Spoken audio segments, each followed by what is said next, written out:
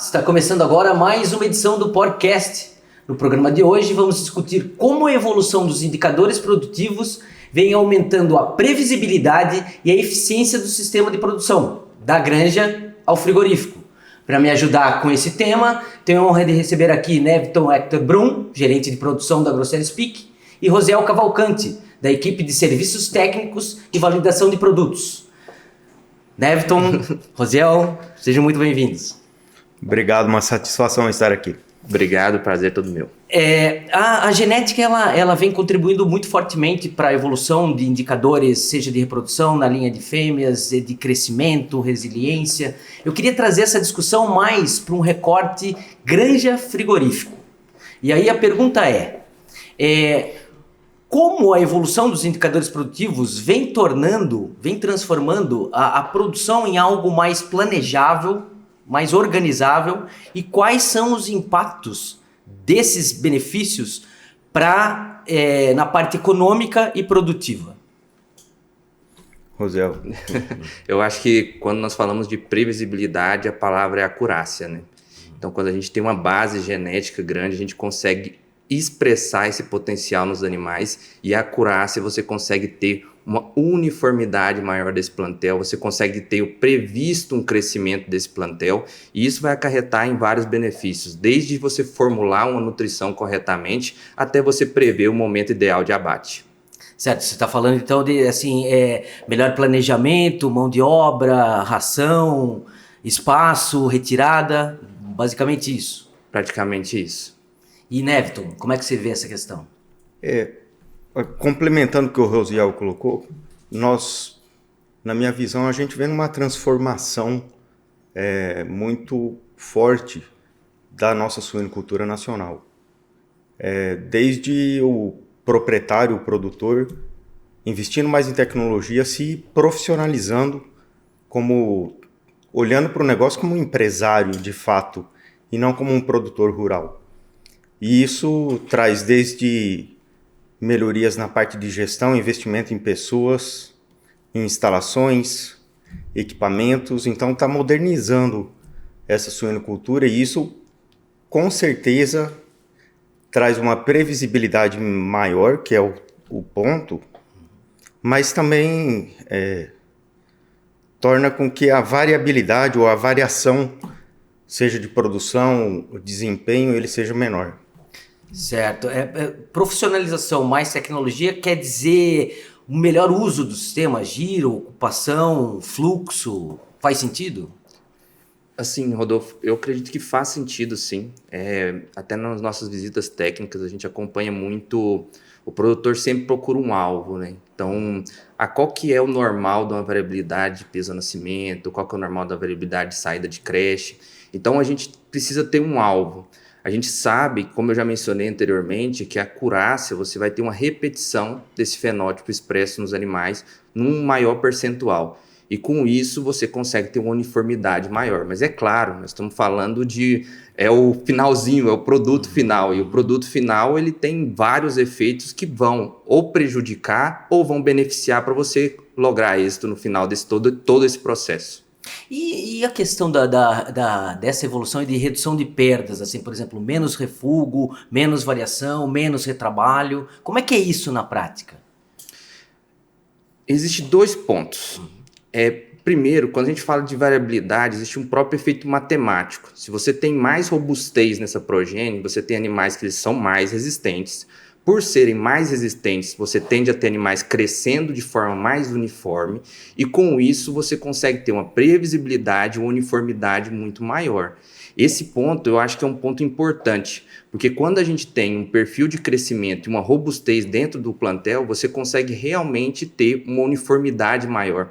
Só para dar um exemplo, para a gente fazer um paralelo, toda vez que a gente tem um desafio sanitário dentro das instalações, a gente costuma ter um maior número de baias de refúgios, e essa baia de refúgio vai impactar nesse índice que é a variabilidade.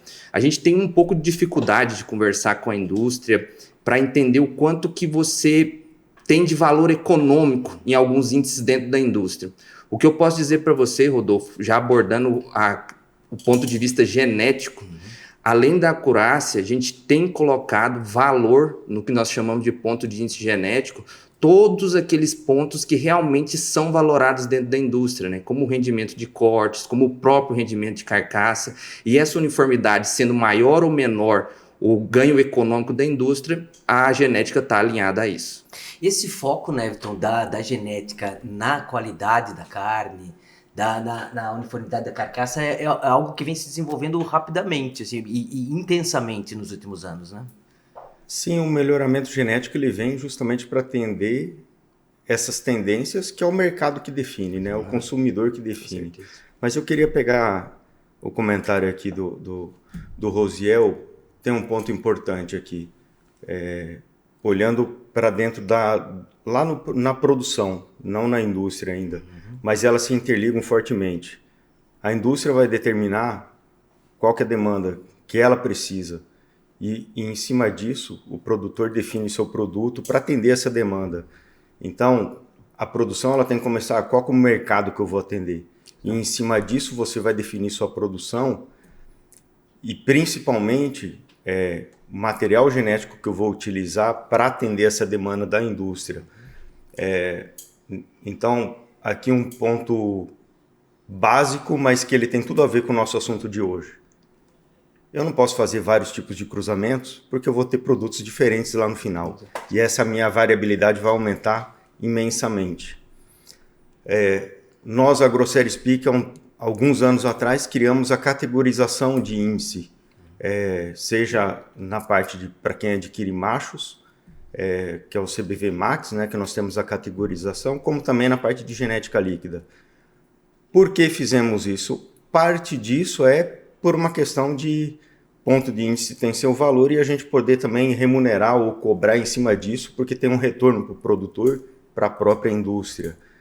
Mas também, ao criar essas categorias e um range dessa variação de índice, acaba que nós limitamos também ou a gente auxilia nesse processo da variação do animal lá no final, dessa variação de desempenho, de peso desses animais. Porque um animal, se eu utilizar um macho reprodutor com alto ponto de índice e um outro com baixo ponto de índice, no final, na mesma idade, vai ter uma variação de peso expressiva entre eles. Por quê? Porque é o potencial genético daquele cruzamento. Então, ao criar essa categorização também, nós acabamos auxiliando nesse processo.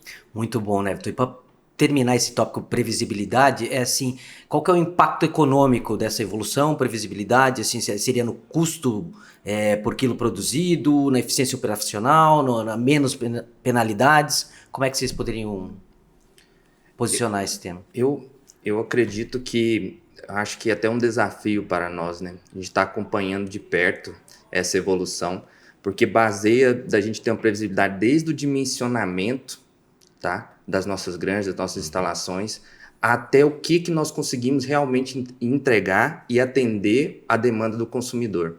Então, eu acho que a genética está alinhada a isso, a gente está atento a isso. Então, o valor genético, como o Neto comentou, essas faixas aí que nós temos de índice genético, elas podem atender mais ou menos aquela característica ou aquele perfil de crescimento que o produtor está demandando com base na exigência e demanda do consumidor.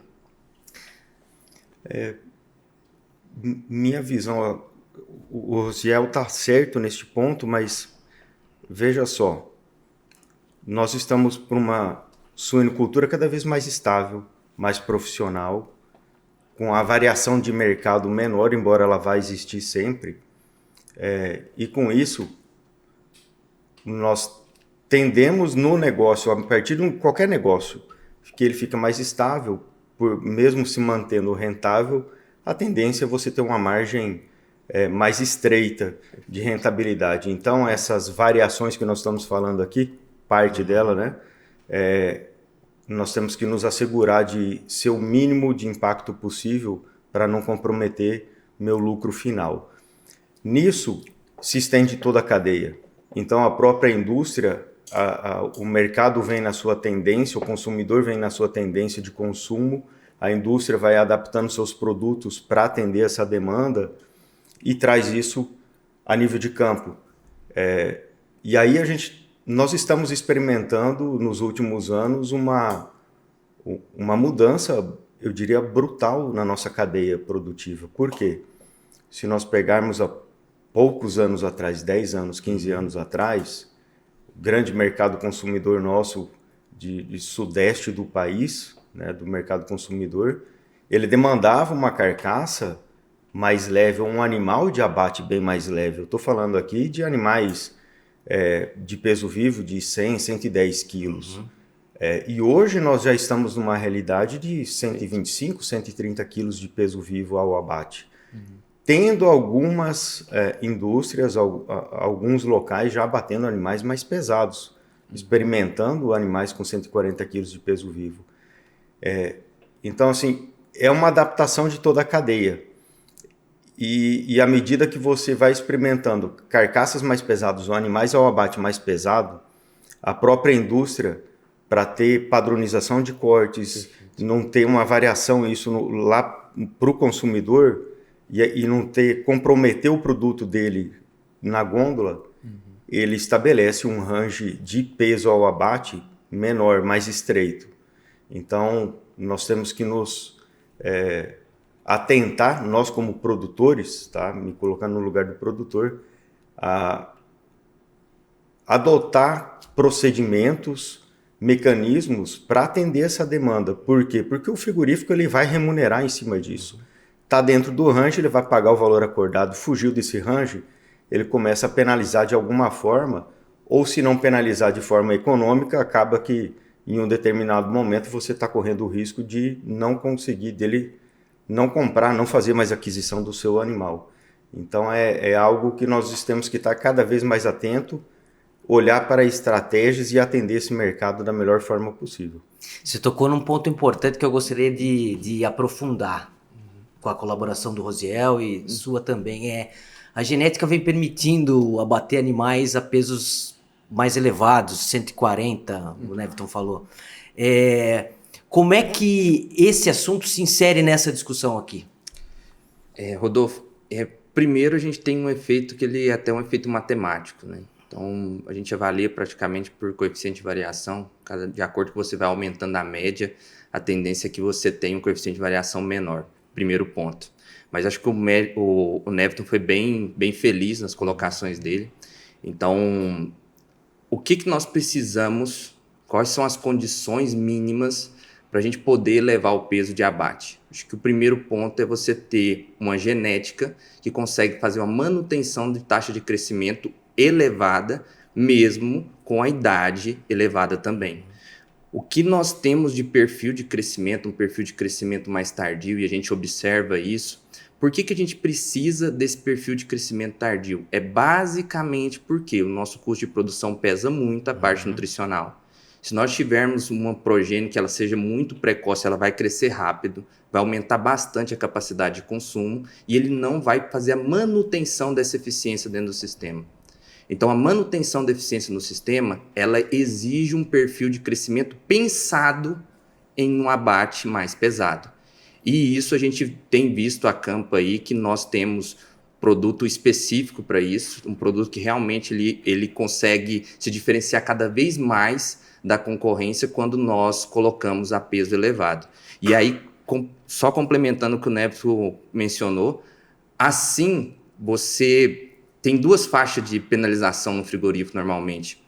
Tem a faixa de penalização de uma carcaça muito pesada e de uma carcaça muito leve. Normalmente, para o nosso mercado, que atende mercado de exportação, a carcaça muito leve ela é bem mais penalizada, porque você não consegue aproveitar ela para um corte específico ou outro. Então, acho que o Neverton foi muito feliz nas colocações dele, só para complementar e dizer que esse perfil de crescimento vai atender e vai fazer com que nossos produtores possam lograr êxito na sua produção. Queria colocar um outro elemento no nosso bate-papo aqui, que é o abate segregado. Quando é que segregar vira estratégia? Para ser mais exato, abate segregado resolve problema ou cria valor? Eu posso dizer o seguinte, tá? Abate segregado não é algo tão novo. A gente tem limitantes no nosso próprio sistema de produção. Então, nós temos utilizado bastante a imunocastração. Utilizar a imunocastração limita você retirar os animais machos antes daquele momento pré-estabelecido para o lote como um todo. Mas eu acho que o ponto-chave aí é o seguinte: nós não alojamos com a densidade elevada. Então, quando eu faço um abate segregado com o objetivo de reduzir a variabilidade, eu reduzo a variabilidade removendo os animais, mas eu ganho em espaço.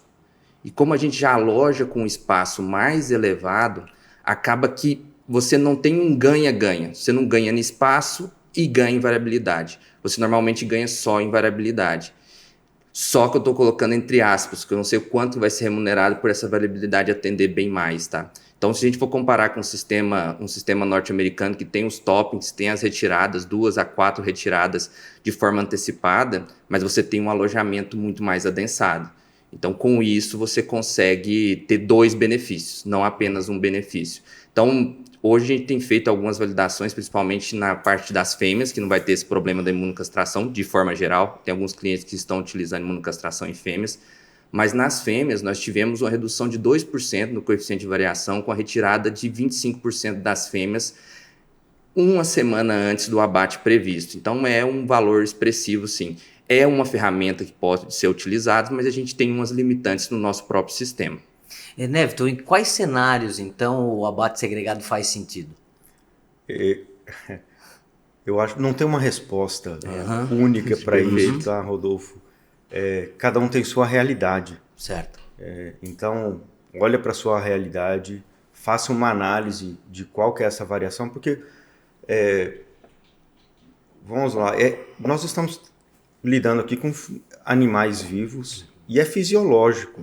Por mais pegam 2 irmãos, um vai ter um desempenho diferente do outro. É fisiológico isso. Não é um produto de fábrica que sai igualzinho um do outro. Então, olhar para a sua realidade e ver se aquilo faz sentido e qual a intensidade, se fizer sentido, que você tem que aplicar isso, né, do abate segregado. Obviamente aqui, se eu tenho uma instalação e tenho um adensamento maior, ele começa a fazer mais sentido. Perfeito. Se eu tenho minha opinião aqui, se eu tenho um status de saúde desse rebanho pior, ele começa a fazer mais sentido, né? Então, assim, cada um vai ter sua realidade. Faça essa análise e vê qual que é a aplicação disso. Pode ser que, às vezes, uma retirada apenas, para aqueles animais que se destacam mais, você abrir espaço um pouco para o restante dos animais que estão naquela baia, com uma retirada apenas faça sentido. Não precisa, às vezes, aplicar o que o Rosiel mencionou nos Estados Unidos, que fazem 2, 3 retiradas, né? Então, faça análise da sua realidade. Eu queria voltar no ponto ali que nós estávamos mencionando do abate pesado. Algo que a gente tem que ter em mente para o futuro. A realidade ela já está aí hoje, presente, a gente tem que se adequar e extrair o melhor resultado possível. Mas olhando para o futuro, nós vamos ter, a cada dia que passa, já temos isso, uma dificuldade maior na implementação de novas unidades por questões, legislações, principalmente da parte ambiental. Nós já estamos experimentando em algumas unidades federativas do país uma restrição ou um nível de exigência muito maior do que vinha até então. Faz sentido, tem que ser dessa forma mesmo. Nós estamos, nos últimos 5, 6 anos, experimentando uma nova realidade de investimento. O capital empregado para uma nova unidade é muito maior do que nós para fazer uma construção do que tínhamos há pouco tempo atrás. Eu me refiro aqui a custo por metro quadrado construído. Perfeito. Estamos também numa realidade, não sabemos o futuro, mas no que tange a parte financeira, também com um custo financeiro de capital muito maior, né, com uma taxa de juro maior do que vinha sendo praticado antes. Não sabemos como que isso vai ser no futuro, mas isso onera. Isso onera a produção, aumenta o custo produtivo, seja num sistema verticalizado, seja num sistema independente. Então, nós temos que buscar ter mais eficiência naquilo que já está ali pronto, instalado, que é o nosso dia de hoje. E, obviamente, que o mercado vai continuar demandando mais carne, uma maior produção nossa. O Brasil está se posicionando dessa forma e nós estamos atendendo essa demanda. Então, nesse sentido, ou neste caminho, nessa linha de raciocínio, você conseguir entregar mais carne no mercado com a mesma estrutura, assim, faz total sentido. É o pulo do gato. Né? É o pulo do gato e é onde você vai conseguir, talvez, acrescentar mais margem na sua produção, mais margem lá na indústria. Para a indústria, imagina, é o mesmo raciocínio. Eu ter um maior volume de carcaça ou de carne entregue, produzida, ou de cortes, na mesma estrutura, com o mesmo volume de animais de abate ingressando. Então, assim, é um ganho para a cadeia extraordinário. As empresas de genética têm que estar trabalhando nesse sentido. A Grosseries Peak vem trabalhando nesse sentido e tem um material genético hoje pronto para esse abate mais pesado, sem perda de eficiência, seja na parte de crescimento, seja na parte de conversão alimentar. Então, esse é o caminho. Vai continuar tendo crescimento? Vai. Ele vai ser cada vez menos expressivo. Me refiro aqui a novas unidades. Nós temos que buscar como que eu consigo extrair mais na minha estrutura atual. Então, é um ponto assim, para a gente estar atento, porque pode ser, principalmente nos anos mais difíceis, onde a gente consegue se manter na atividade, ou onde a gente começa a ter mais dificuldade. E eu queria aproveitar a presença de vocês e discutir um último ponto, que é a uniformidade de carcaça, sempre tendo a evolução genética como pano de fundo, né? Sim. Como é que é possível, Rosiel, criar um padrão, construir um padrão, assim, do jeito certo do campo ao frigorífico? É uma excelente pergunta, né? Vamos precisar de mais ou menos mais um... Ele não quer facilitar. Mais um programa, né? Vamos precisar de mais um programa aqui para... Eu posso, para ser bem breve aqui, mas tentar ser o mais assertivo possível, o que nós estamos observando, onde tem grandes desafios de uniformidade, tá? A gente saindo um pouquinho do campo de genética, a gente falou bastante de genética, mas do ponto de vista de manejo, a gente tem instalações dentro do Brasil que acabou que não conseguiu acompanhar muito bem o aumento de produtividade de leitões, então a gente tem unidades bem adensadas. Dificilmente você consegue ter uma padronização de idade desses animais, aí você já não consegue aplicar um bom phase feeding, os animais mais adensados já vão ter um desafio sanitário mais elevado, aí se você tem a necessidade de alojar animais de idades diferentes dentro da instalação, e tudo isso prejudica do ponto de vista de variabilidade de carcaça. A gente tem estratégias, então o próprio abate segregado que a gente já comentou é uma estratégia que você pode utilizar dentro da sua realidade. Eu acho que esse problema que eu mencionei aqui, ele vem muito de encontro que o Neveto comentou.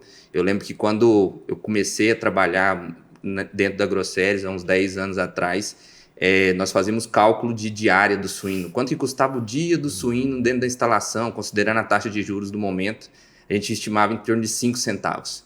Hoje a gente estima em torno de 50 centavos de uma terminação. Então isso mudou, isso é o custo da diária. Só para a gente fazer um paralelo, para a gente pagar o financiamento e viabilizar, teria que receber em torno de 100 dias de alojamento, R$50 para receber, para pagar a instalação e a taxa de juros atual.